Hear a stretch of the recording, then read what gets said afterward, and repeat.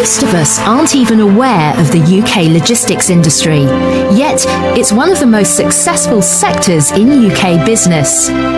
Logistics affects nearly every aspect of our daily lives. It's quite literally all around us, all the time. Process ចេញមក output វាល្អតែបើសិន input material មិនល្អ process output ក៏វាមិនល្អដូចគ្នាក៏ប៉ុន្តែ complex ថាភាគច្រើនណាគេតែពី3ហ្នឹងទេប៉ុន្តែនៅមានមួយទៀត reverse product ណាត្រូវគិតថាអាហ្នឹងពេលខ្លះការផលិតចេញមកវាមិនមែនល្អទាំងអស់ទេអញ្ចឹងវាពេលខ្លះមាន defect ណាអញ្ចឹងក៏ត្រូវត្រៀមខ្លួនទទួលយកនេះត្រឡប់មកវិញដើម្បីអី feedback ឲ្យយើង repair ណាដើម្បីឲ្យយើង analyze ឡើងវិញថាតើអ្វីដែលយើងផលិតហ្នឹងវាឆ្លើយតបជាមួយតម្រូវការជាក់ស្ដែងឬអត់ណាអញ្ចឹងកន្លែងនេះទាំងអស់ហ្នឹងយើងមើល input មានអីខ្លះមាន finance ទេប៉ុន្តែកន្លែងនេះខ្ញុំចង់បញ្ជាក់ថាពេលខ្លះមិនមែនចាំបាច់ថាតតែយើងមាន finance បានយើងហៅថាជាដើមទុនរបស់យើងទេ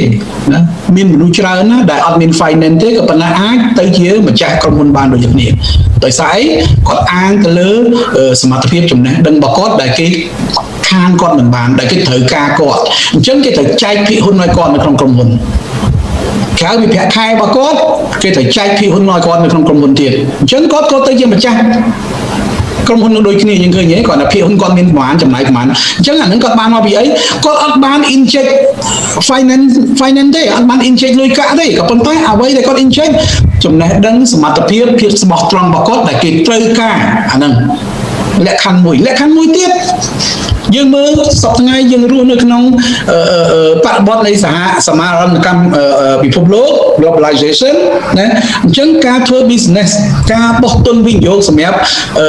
ជនជាតិមួយទៅប្រទេសមួយទៀតអត់ពិបាកទេឲ្យតែ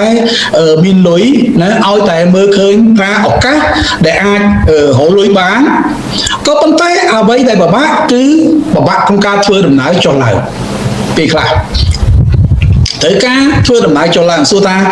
គាត់មានលុយគាត់មាន